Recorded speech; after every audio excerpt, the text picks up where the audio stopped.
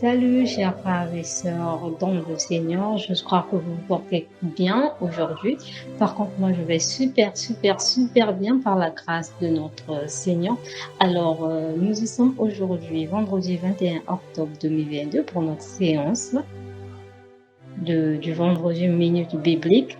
Comme à l'accoutumée, nous avons 2 textes à vous lire et un cantique à vous chanter. Alors, le cantique s'intitule Chantons sans cesse. Gloire à Dieu, 35.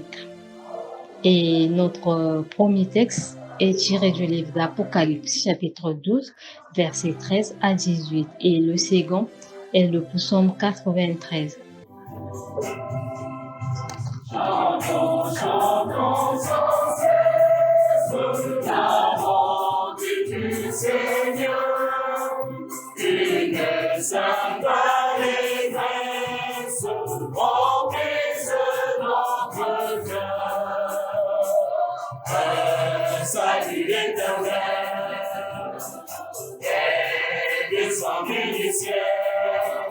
Nous avons un sauveur, nous avons un sauveur.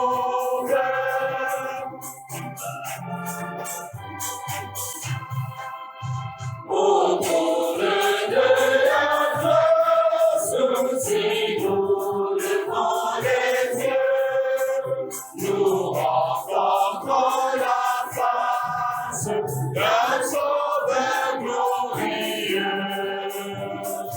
Il est notre avocat, tous les cieux combattent, toujours victorieux, toujours victorieux.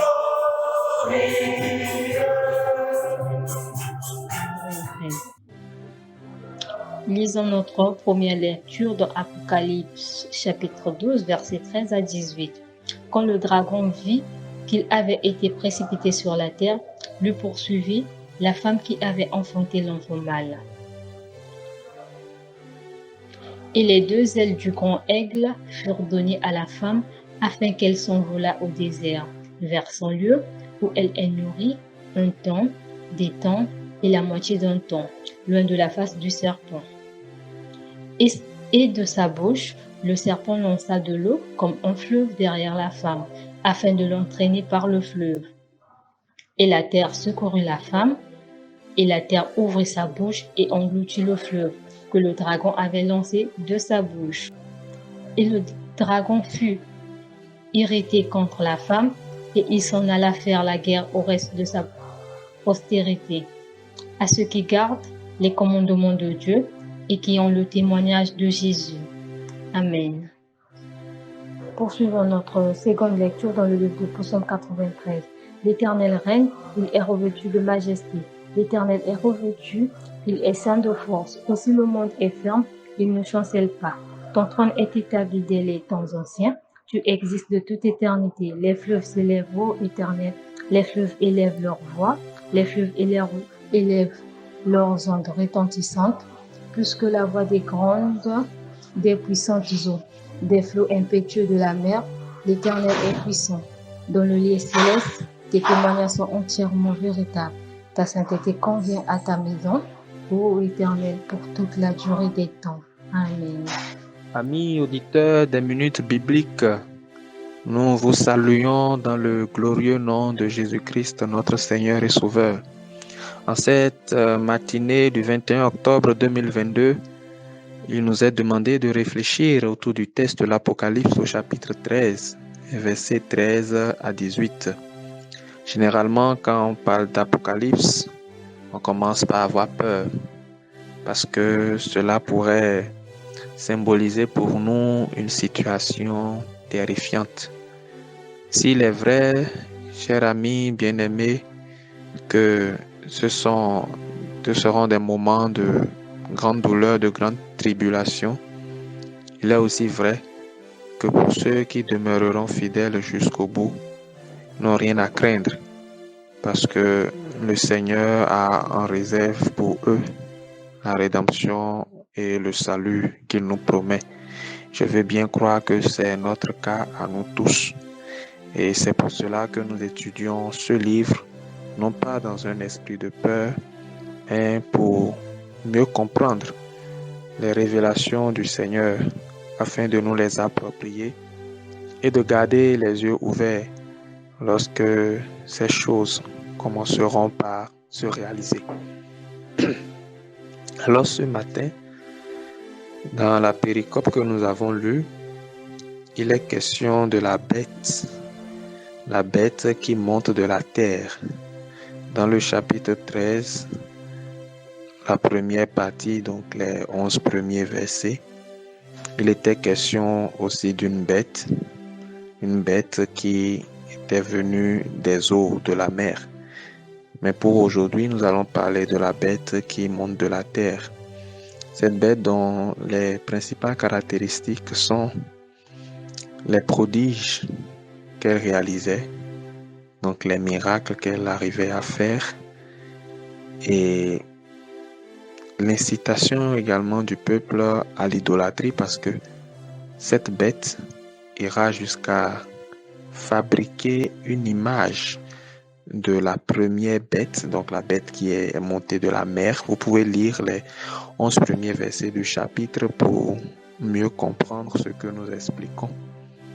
Et donc, la deuxième bête, la bête dont il est question aujourd'hui, va inciter les gens à l'idolâtrie parce qu'elle donnera l'impression que la première bête est revenue et qu'elle vit, donc elle lui a donné vie et qu'il faut l'adorer.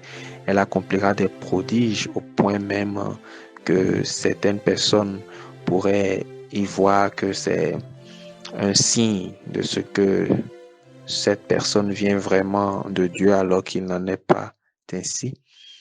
Et l'idolâtrie dans laquelle cette bête va pousser les gens va les contraindre, bien évidemment, à s'éloigner de plus en plus de Dieu. Et si nous-mêmes nous ne prenons pas garde, cela peut être notre cas. Quand nous laissons les choses de ce monde nous voler notre communion avec Dieu, quand les plaisirs et les occupations du quotidien nous arrachent les temps que nous pouvons passer à l'écoute et à la méditation de la voix du Seigneur qui désire nous parler. Donc, bien-aimés, faisons attention à ce que nos cœurs ne s'apesantissent pas par les choses de la vie, que nos cœurs ne soient pas entraînés dans cette idolâtrie, mais exerçons-nous au quotidien à nous rapprocher davantage du Maître qui désire nous parler et nous révéler son cœur. La bête, parlant de ses caractéristiques, va aussi entretenir une certaine terreur sur la terre, au point d'abattre même les fidèles, donc ceux qui vont refuser d'adorer l'image qu'elle aura conçue. Oui, suivre le Christ peut être très coûteux. Cela peut aller jusqu'à nous coûter notre vie. Mais nous savons que pour nous qui sommes dans le Seigneur, notre destination finale n'est pas cette terre. Nous sommes juste de passage. Et c'est pour cela que nous devons résister à toute forme de voie contraire à la volonté de Dieu. Toujours dans ses agissements, la bête marquera ses compagnons du nombre de son nom, 666. Ce chiffre a fait l'objet de beaucoup de spéculations. On a attribué ce nombre à de nombreux tyrans qui ont vécu sur la terre et qui y sont encore. Les différentes théories ne font que se succéder sans pour autant être concluantes. Mais nous avons cette conviction que le Seigneur ne faisant rien sans l'avoir révélé à ses serviteurs les prophètes, lorsque cette bête viendra, lorsque cette personne qui porte le nombre 666 sera vraiment là, nous avons cette conviction que le Seigneur le révélera à ses serviteurs.